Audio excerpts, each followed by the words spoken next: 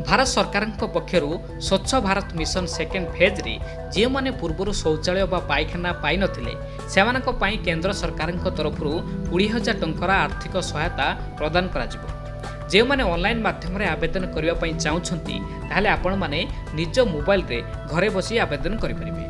पूर्वर आपण मानकु 12,000 टंका मिलुथला बेले एबे 20,000 टंका मिलिबाकू जाउछि। आवेदन प्रक्रिया जारी रहितला बेले आसंतु जानिबा किबोली भाबरे घरे बसी ऑनलाइन माध्यम रे शौचालय पई आपण आवेदन करिवे।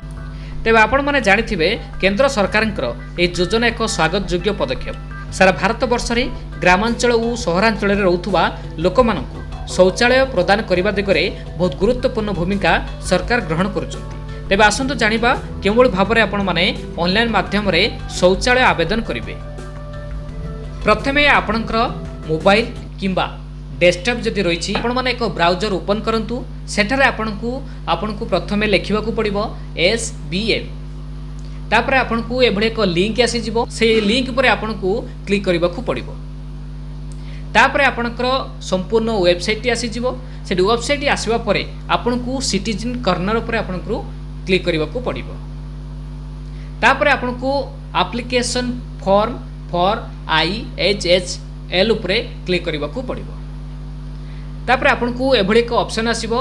जदि पूर्वरु आपण माने रजिस्ट्रेशन करि नै छथि ताहाले आपणकु एठी आपणकर मोबाइल नंबर देई आपणकु लॉगिन करबाकू पड़िबो।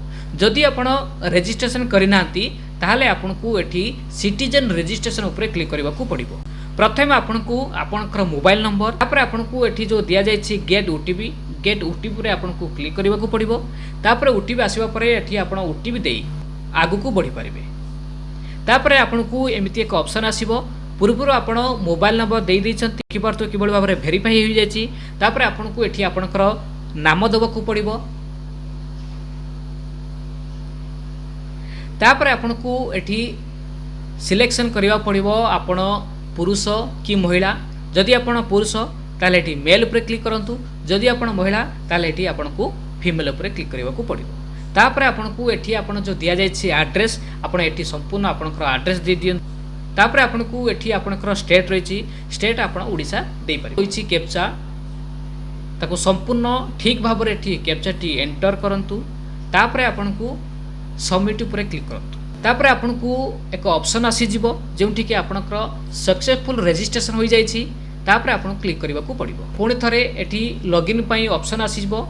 तापर आपण एठी लॉगिन करि परिबे।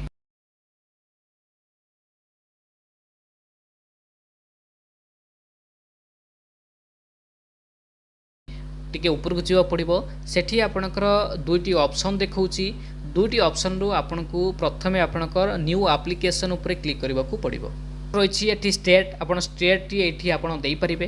तापर आपणकु दबाकू पड़िबो आपणकर डिस्ट्रिक्ट नेम आपण एठी देई परिबे।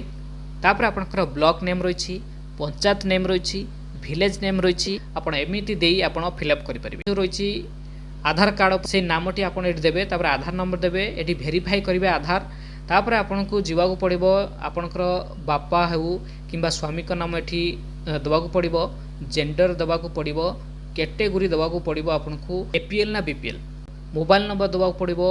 ईमेल आईडी दबाकू पड़िबो। तापर आपणकु आपणकर एठी संपूर्ण ठिकाना आपणकु दबाकू पड़िबो।